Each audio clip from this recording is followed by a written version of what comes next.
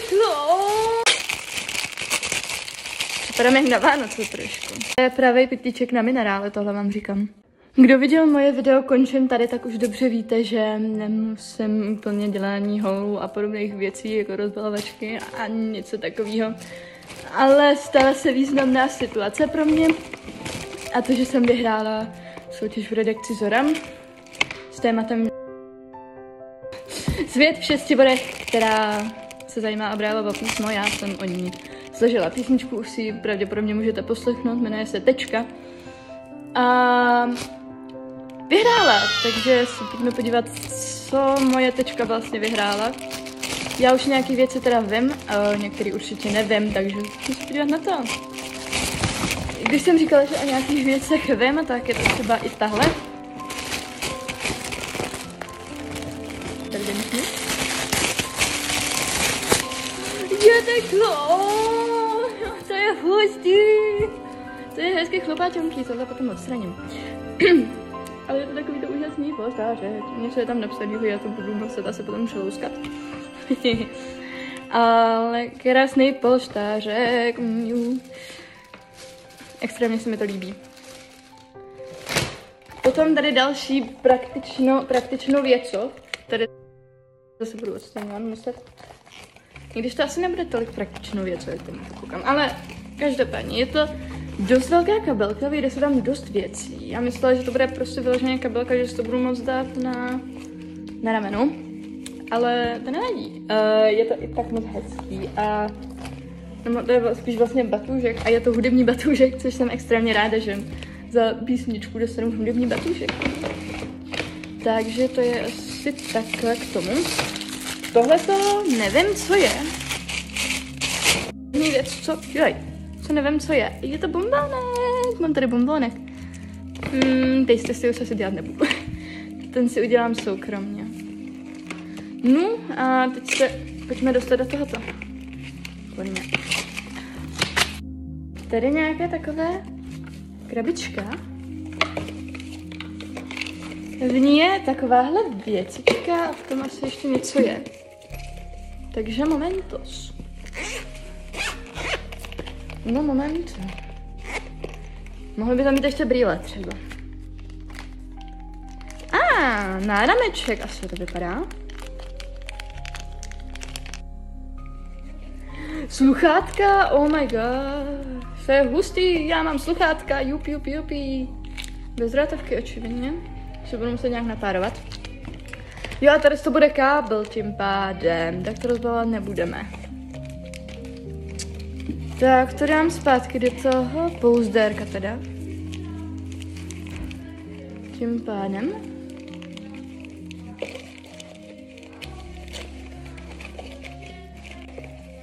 To je mega hustý. Já jsem strašně ráda, když dostanu na soutěži sluchátka, protože mi to přijde jako, že ty lidi na ty zúčastněný fakt myslí a to, že jim koupí sluchátka, je strašná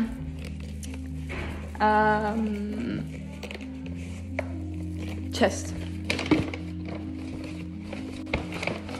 Potom tady máme nějakou brailskou knížtičku, na to jsem už koukala. Nevím teda, co to je.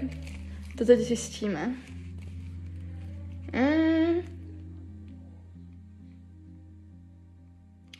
Brhr. A neb hrátky s braillem. OK. Knihovna hmatovní, bla. Já to asi tady si potom prohlídnu, ale nějaká asi jako knížtička, prostě no hezký. Potom tady hledám nějaký CDčko. To už asi úplně nevyužiju, ale i tak děkuji moc. Děkuji moc za CDčko, když nevím, co to je vůbec absolutně, ale to nevadí. Co to je? Padám jak na Vánoce trošku. To je něco háčkovaného, hustý. Ono je toho víc. To budou asi jako podšálky. To je strašně hezký, je to háčkovaný, oh my god. Jupi. Je strašně cute. Tady to vypadá na nějakou, nevím, co potom doptám. No, nebo pokud to vidíte, tak mi to můžete napsat do komentářů. Pokusím se je zapnout. Potom tady další asi CDčko. A tady máme nějaký pytlíček, to je strašně hezký. A pozor, co to je? To je nějaká střepatá blbůstka. To je hustý. To je asi jako nějaká ozdobka, co si můžu někam dát, to je hustý. Potom tady nějaká mini krabička. Aha, to vypadá mega hezky. OK. Asi hezky to voní, to se mají ještě víc. Docela by mě zajímalo, na co to je. To vypadá jako kravata s náramkem. Ten náramek, který mám taky, takový ten klasický. Jo. Potom tady je, to vypadá jak maska na obličej, nebo na vlasy, nebo něco takového. Zajímavý. Tady hádám bude diplom. Prosím, ať je to tam v brailu. Jo, pozor, to jsou asi jenom desky vyloženě.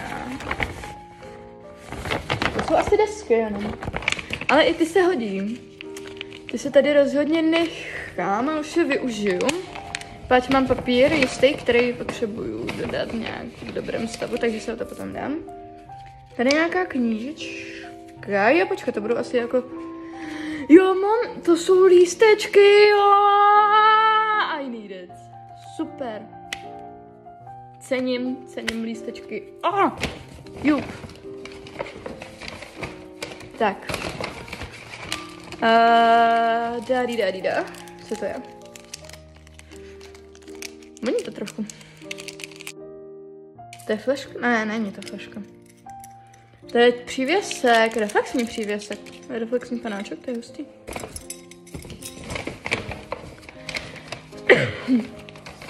Jo. Tady je jakási obálka. Jenom obálka? Zase? Něco tam je? V brailu, jupi. Ne, aha, to je jenom čistě plastický obrázek. Tady nic není. Ale to je hezké, já nepoznám teda, co to je, ale je to plastické, je to strašně hezké. Někdo si s tím dal extrémní práci a já to fakt cením. Děkuju a cením. Tady je nějaká další blbůstka. Okay. To vypadá na šátek. A extrémně fešnej šátek. No jo, fakt je to šátek a extrémně fešnej. Wow.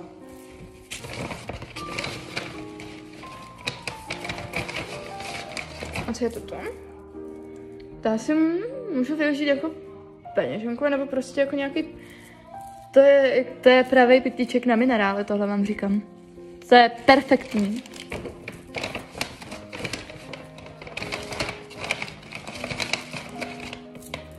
Propiska. Jo, to strašně využiju. Trošku paradox, že z výhru v soutěži o brailu získám propisku.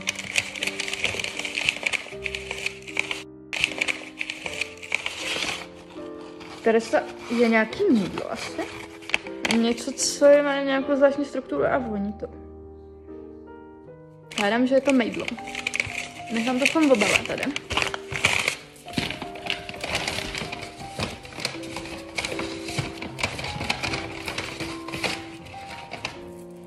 Tady nějaká blbůstka, dole tohle třeba, nebo prostě nějaká taková. To se taky poptám.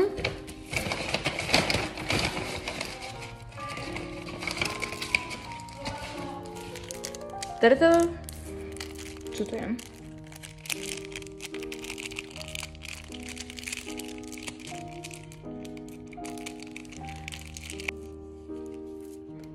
A tady je nějaká taková zajímavá věc, co se dá asi někomu jako dát. Dá se s tím extrémně dobře vyhrát, řekla bych. Potom tady je... Joj, damana. Jsem to rozbila a... Takhle to nějak bylo. Bude mi tady prostě takováhle věc, nebo nevím absolutně, co to je. A další bonbónek. Takže...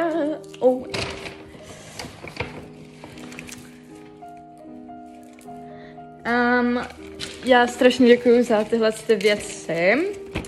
Je to strašně moc a je to strašně moc super.